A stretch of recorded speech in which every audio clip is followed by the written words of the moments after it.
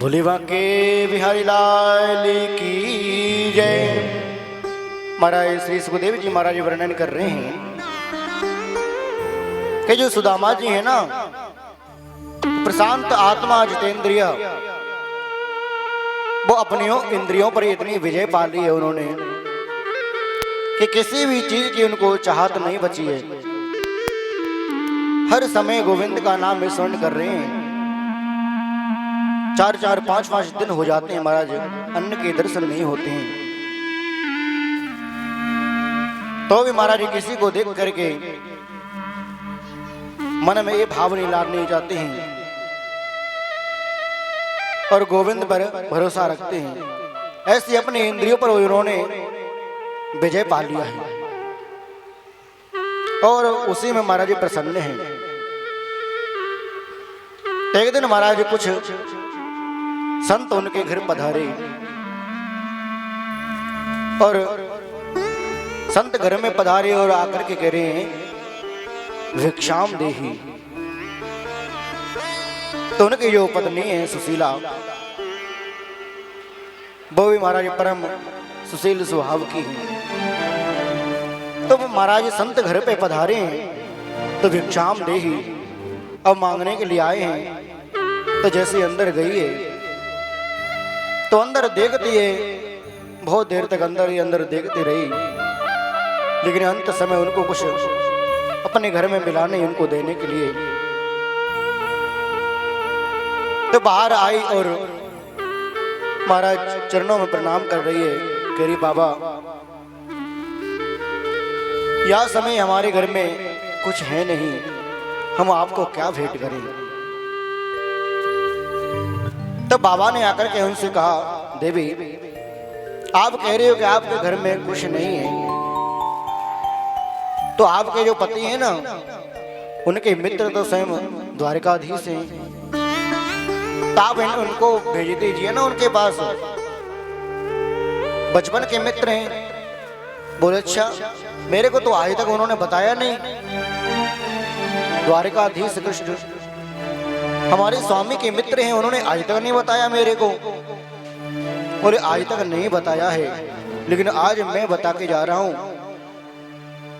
आप उनसे पूछ लेना। और महात्मा वहां से बता करके चले गए। भाव ऐसा प्रकट करते हैं कि महात्मा संत जी ऐसा भाव प्रकट करते हैं कि जो संत के भेष में आए थे वो कोई और नहीं, स्वयं द्वारिकाधीश ही संत का वेश धारण करके आए थे। क्योंकि द्वारिका में बैठे थे दुर्गमणि जी, कह रही महाराज जो आपका परम भक्त है आप उनको कुछ दे दीजिए ना। तो गोविंद कह रहे मैं कैसे दे दूं, मेरे पास आ ही नहीं रहा है लेने के लिए। तब वो स्वयं द्वारिकाधीश संत के भेष में पधारे और उनकी सुदामा जी की पत्नी सुशीला से कहकर के चले गए। तो महाराज महात्मा जैसे गए हैं उधर से सुदामा जी घर पे आए हैं और शाम का समय हो गया, बैठे हैं। इधर बच्चे रो रहे हैं, मैया कुछ खाने को दे दो ना, हमें भूख लगी है बड़ी जोर से, कुछ खाने को दे दो। तो सुशीला बच्चों को कैसे शांत करती है, बेटा आज एकादशी है, आज एकादशी है, एकादशी का व्रत रहना चाहिए। इस प्रकार से समझा करके सुशीला बेटों को शांत कर रही है। शाम को सुदामा जी घर में आए तो घर आने के बाद जैसे बैठे हैं तो दुर्गमणि जी पूछ रही है कि स्वामी आपने एक बहुत बड़ी बात छुपाई है मेरे से, आपने कभी नहीं बताया कि जो द्वारिकाधीश कृष्ण है वो आपके मित्र हैं। द्वारिकाधीश आपके मित्र हैं, आपने कभी नहीं बताया। और आजकल अगर किसी की दोस्ती महाराज किसी थानेदार किसी सिपाही से थाने में हो जाए तो हर समय ताने से मारते रहते हैं, अरे महाराज हमारा संपर्क है ना मंत्री जी से, थाने में हमारा संपर्क है ना, कोई काम पड़े तो हमें बताना। लेकिन सुदामा जी के मित्र द्वारिकाधीश हैं और उन्होंने अपनी प्रजा की तो बात छोड़ी, महाराज अपनी पत्नी तक को नहीं बताया। लेकिन अंत में जब पत्नी को पता चला तो उन्होंने ही उनसे पूछा है कि स्वामी आपने बताया नहीं हमें कि आपके गुरुकुल के मित्र हैं द्वारिकाधीश कृष्ण, तो आप इतने परेशान क्यों हो रहे हो? आप उनके पास चले जाइए ना। जो द्वारिका के राजा बने बैठे हैं वो तो आपके लिए कुछ ना कुछ तो प्रदान करेंगे ना, आप चले जाइए। तब सुदामा जी कह रहे हैं देवी मैं चलोता जाऊं वहां पर, अगर मैं चला जाऊं अब वो राजा बन गया है, न जाने मेरे को पहचानेगा कि नहीं पहचानेगा, क्योंकि राजा बन गया है ना। लेकिन अब आप कह रही हो तो मैं अवश्य चला जाऊंगा। लेकिन कहते हैं कि गुरु जी के यहाँ, मित्र के यहाँ और भागवत कथा में किसी परम मित्र के यहाँ कर जाते हैं तो वहां पर खाली हाथ नहीं जाना चाहिए। तो मैं अपने मित्र से मिलने के लिए जाऊंगा तो उसके लिए मैं क्या लेके जाऊंगा? हमारे घर में तो कुछ है नहीं, मैं उसके लिए क्या लेके जाऊं? तब सुशीला कहती है स्वामी इस बात की आप बिल्कुल चिंता ना करें, मैं कहीं ना कहीं से व्यवस्था अवश्य करूंगी। महाराज बाहर गई है और दो चार घर से दो चार चावलों की मुट्ठी मांग करके लाई है और एक बहुत पुराने फटे हुए कपड़े को चारों तरफ से परत करके इकट्ठा किया, उसमें चावल रख दिए और पोटली बना दी और सुदामा जी को सौंप दिए महाराज। और सुदामा जी को सौंप दिए और कह देना कि महाराज आप जा रहे हो, आप जा रहे हो, लेकिन अपने मित्र से एक मेरी छोटी सी प्रार्थना है, आप उनको ये सुना देना। एक माह दो पाख में दो एकादशी होए, सो प्रभु दीन दयाल ने नित्य प्रतिदीनी मोय। आप जा रहे हो तो मित्र से द्वारकाधीश से मेरी प्रार्थना सुना देना कि हे गोविंद एक मास दो पाख में, एक महीने में दो पक्ष होते हैं, दो एकादशी पड़ती हैं, लेकिन हे प्रभु सो प्रभु दीन दयाल ने नित्य प्रतिदीनी मोय।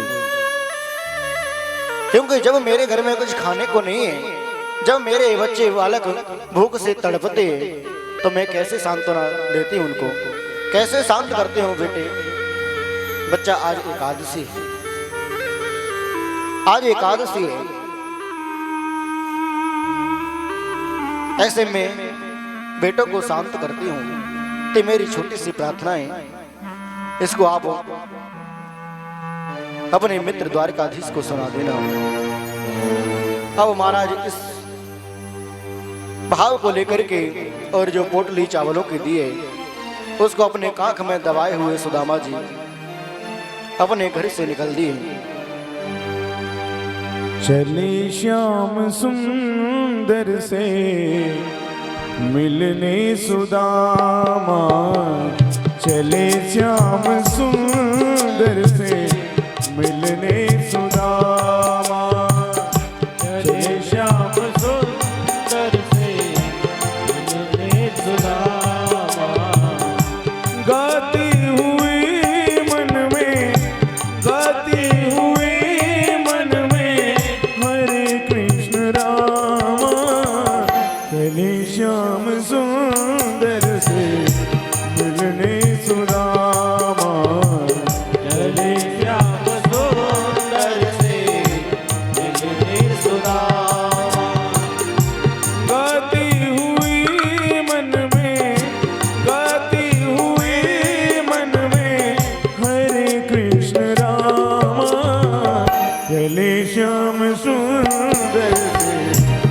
मिलने सुदामा, चले श्याम सुंदर से मिलने सुदामा।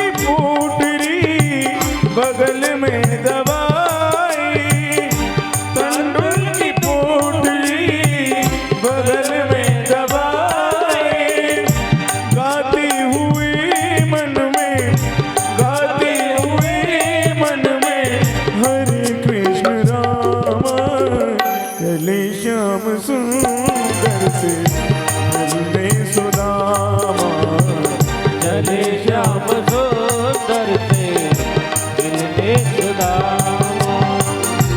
गाती हुई मन में, गाती हुई मन में, हरे कृष्ण राम, चले श्याम सुंदर से मिलने सुदामा, चले श्याम सुंदर से मिलने सुदामा, मिलने सुदामा, मिलने सुदामा। महाराज सुदामा जी घर से जा रहे हैं और महाराज द्वारका के लिए जा रहे हैं। तो चलते चलते रास्ते में एक नदी पड़ी और वहां पर विशालकाय जंगल था और महाराज रात हो गई। अब सुदामा जी सोचने लग गए कि यहां से आगे जाऊंगा तो और विशालकाय जंगल है, इससे बढ़िया तो मैं इसी के किनारे यहीं पर सो जाता हूं। इससे बढ़िया उस जंगल में जाने से तो मैं यहीं सो जाता हूं, जैसे सुबह हो जाएगी तो मैं चल दूंगा यहां से। महाराज उसी नदी के किनारे गोविंद का नाम जपते जपते सुदामा जी वहीं सोए हैं। और सुदामा जी ने एक ऐसी लीला रची है कि सुदामा जी सोए तो नदी के किनारे, लेकिन गोविंद की लीला ऐसी है कि महाराज उनको सोते सोते द्वारका में ला करके सुला दिया। अब सुबह जैसे उनकी नींद खुलती है तो जैसे ही नींद खुली है तो आसपास देखा उन्होंने तो मन में सोचने लगे कि मैं जहां सोया था नदी का किनारा, इतना जंगल, मैं कहां आ गया। एक पार्षद से पूछा, भैया ये बताओ मैं सो रहा हूं या जग रहा हूं? बोले बाबा आप कह रहे हो सो रहा हूं जग रहा हूं, ये कोई प्रश्न कैसे हुआ? जब आप सो रहे हो तो क्या मेरे से बात कर पाते? आप जग तो रहे हो, क्या हो गया आपको? बोले मैं सोया था वहां नदी के किनारे जंगल में और मैं यहां कैसे आ गया? चलो आ गया सो आ गया, लेकिन मेरे को ये बता दो कि इस स्थान का नाम क्या है और यहां से द्वारकापुरी कितनी दूर है? इस स्थान का नाम क्या है जहां मेरी नींद खुली है? इस स्थान का नाम क्या है? तो उस द्वारपाल ने कहा, बाबा इस स्थान का नाम है द्वारकापुरी 6। क्या बोले हैं वो? द्वारकापुरी 6। तो बाबा जैसे ही सुदामा जी ने सुनिए कि द्वारकापुरी छे, तो कहने लगे अभी तो मैं एक द्वारकापुरी को ढूंढने के लिए आया हूं, और ये कह रहा है कि द्वारकापुरी छे। तो महाराज द्वारकापुरी छे हैं, तो या में ये बताओ हमें कि जहां में कन्हैया रहते हैं वो कौन सी द्वारकापुरी है? बोले कौन से कन्हैया? बोले हरे जहां में कन्हैया हमारे जहाँ द्वारिका को राजा है वो कौन सी द्वारकापुरी है? अब आप कह रहे हो द्वारकापुरी छे, लेकिन जिसमें हमारे कन्हैया जिस द्वारिका के राजा हैं वो कौन सी द्वारिका है? बोले कन्हैया कौन है? बोले कन्हैया को नहीं जानते हो आप? बोले कोई और नाम होगा। बोले मैं उससे प्यार से कन्हैया कन्हैया पुकारता हूं, वैसे उसका नाम है कृष्ण। महाराज जैसे उसने नाम सुना कि कृष्ण, तो वो डांटने लगे, चिल्लाने लगे, अरे बाबा ये कैसे नाम ले रहे हो आप? आपको पता है ना वो यहाँ के राजा हैं और उनके नाम के आगे कितनी कितनी बड़ी उपाधि लगानी पड़े। बोले महाराज उपाधि के हमें तो पता नहीं है, हम तो बचपन में पढ़ते थे तो कन्हैया कन्हैया बोलते थे, और जाकर के वो राजा बन गया, तो हो गए होंगे, नाम बढ़ गए होंगे भैया, जैसी उपाधि लग जाती है। तो बताओ यहाँ कहा कह करके पुकारते हैं भाई। तो महाराज उनके द्वार पर उनके नाम गिना रही हैं कि श्री श्री 1008 राजाधिराज गौ प्रतिपालक विप्र प्रतिपालक राजाधिराज महाराज श्री द्वारकाधीश कृष्णचंद्र ठाकुर जी महाराज। महाराज इतना लंबो चौड़ो नाम जब सुदामा जी के कान में पढ़ो तो सुदामा जी घबरा गई कि बारे कन्हैया तूने यहाँ के इतने नाम कमा लिए, इतने नाम हो गए तेरे। बोले अब ठीक है नाम हो गए, लेकिन मेरे को रास्ता तो बता दो कि उनका कौन सा महल है, कितना दूर और है यहाँ से। तो द्वारपाल कहते बाबा आप जो सारे महल देख रहे हो ना ये सब उन्हीं के हैं, ये सारे महल उन्हीं के हैं। तो सुदामा जी और देख करके चौंक गए, वाह बारे कन्हैया तेरे क्या ठाठ है। लेकिन आगे बढ़ते जा रहे हैं और मन में क्या भाव ला रहे हैं कि पता ना है भैया इतना बड़ा राजा है गो, इतने बड़े नाम के आगे उपाधि लग गई हैं। अब मैं अब आके द्वार पे पहुंच जाऊं, न जाने पहचाने गो मोई के ना पहचाने गो, भाई मेरी बचपन की याद होगी कि ना होगी, ये मन में भाव लाते जा रहे हैं। और रुक्मणी जी के महल के सामने पहुंच गए हैं। और महाराज महल के सामने पहुंचे हैं, वहां पर द्वारपाल खड़े हुए हैं। उन्होंने स्वागत सत्कार किया और पूछ रहे हैं महाराज आप कहां से आए हो और कहां जा रहे हो? बोले मेरा नाम है सुदामा, और जो राजा है ना वो मेरे बचपन के मित्र हैं, मैं उनसे मिलने के लिए आया हूं, मैं उनसे मिलने के लिए आया हूं। आप जाकर के उनको बता दो, आप जाकर के अंदर उनको बता दो कि सुदामा नाम का एक ब्राह्मण है और आया है।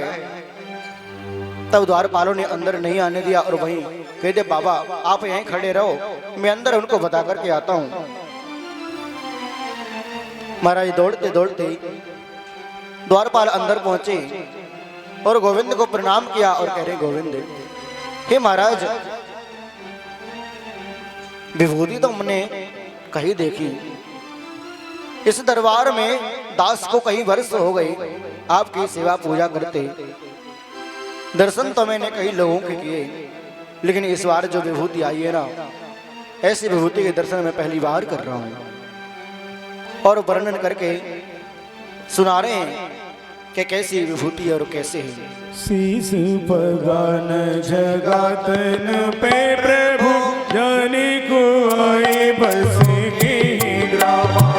शीस पगान जगातन पे प्रभु जाने को आए बसोगे ग्रामा। धोती फटी सी लटी दुपटी अर पाए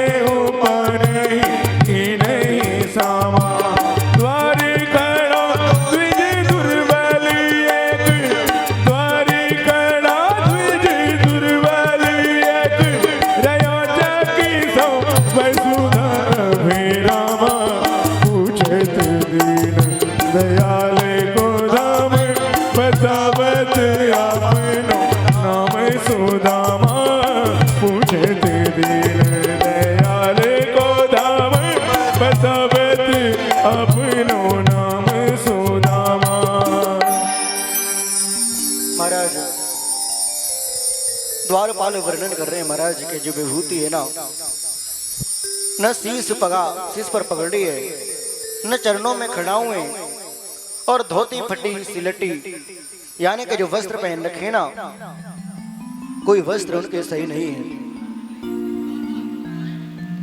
सब वर्णन बताए, लेकिन जैसे ही उनके कान में नाम पड़ता है कि उनका नाम बता रहे हैं सुदामा, आहा, जैसे नाम सुना है कन्हैया ने कि महाराज सिंहासन से उतरे नहीं, सिंहासन से कूद पड़े और सिंहासन से दौड़ते हुए जा रहे हैं अपने मित्र से मिलने के लिए। सुदामा जी तैयार रहेंगे तो आ जाएंगे। महाराज कन्हैया दौड़े दौड़े जा रहे हैं और गेट पर द्वार पार कहने के हम तो गेट पे ही खड़े करके आए हैं। तब सुदामा जी वहां से वापस सोने लग गए। सुदामा जी वापस सोने लग गए कि न जाने द्वारपालों को इतनी देर हो गई, क्या गोविंद मेरा पता भूल गया होगा, मेरा नाम भूल गया होगा गोविंद, तभी वो आया नहीं तो मेरा नाम सुनते ही वो दौड़ता हुआ आता। लेकिन पीछे मुड़ के नहीं देख रहे, आगे चलते जा रहे हैं, लेकिन पीछे से कन्हैया दौड़ते हुए, और इनका होशवास कन्हैया को नहीं रहा, जो पटका था वो रास्ते में वहीं गिर गया। वो दौड़ते हुए अपने मित्र से मिलने के लिए चले आ रहे हैं, और महाराज पीछे द्वारपाल दौड़े आ रहे हैं कि अरे आज ऐसी कौन सी विभूति आ गई कि जिसके लिए हमारे स्वामी को स्वयं दौड़ना पड़ा, ऐसी कौन सी विभूति आ गई है महाराज। तब जाकर के सुदामा जी का हाथ पकड़ा है और महाराज गले मिले और आंसुओं की धारा प्रभावित होने लगी। हाथ पकड़ करके द्वारकाधीश उनको अंदर लाए हैं, अंदर लेकर के आए, और जिस सिंहासन पर स्वयं बैठते थे ना, उसी सिंहासन पर लाकर के सुदामा जी को बिठा दिया महाराज। और पास में रुक्मिणी जी खड़ी, उनसे कह दिया कि आप खड़ी खड़ी क्या देख रहे हो, दौड़ो ना, जल्दी से जल्दी करके आओ। तो महाराज रुक्मिणी जी जल लेने के लिए गए हैं। तब तक महाराज सुदामा जी के चरणों में गोविंद बैठ गए हैं, और हाथ से जो तलवों में मिट्टी लगी थी उसको सहला रहे हैं, मिट्टी को निकाल रहे हैं। लेकिन क्या देखते हैं, रक्त रंजित महाराज पैर हैं, इतने कांटे लगे हुए उनके चरणों में। महाराज के हाथ फिर क्या थोड़ा सा स्पर्श नहीं कर पा रहे हैं, इतनी कंटक लगे हुए उनके चरणों में।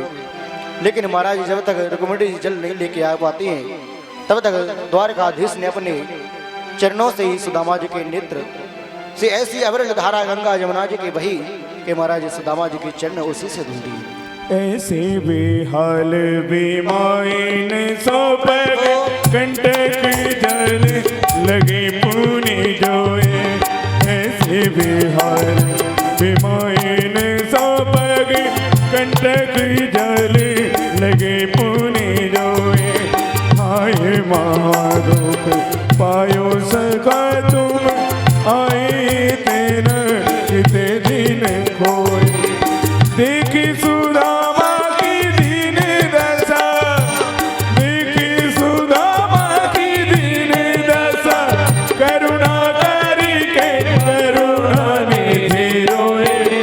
पानी परात को हाथ छुओ नहीं, नैनन जल तो पग धोए। पानी परात को हाथ छुओ नहीं, नैनन जल सो पग धोए। महाराज गोविंद के नेत्रों से इतना असुरों की अविरल धारा बही कि ऐसे मान लीजिए ऐसे कि माँ गंगा जमुना दोनों प्रकट हो गई हूं, और जब तक रुक्मिणी जी जल लेकर के आई हैं तब तक तो महाराज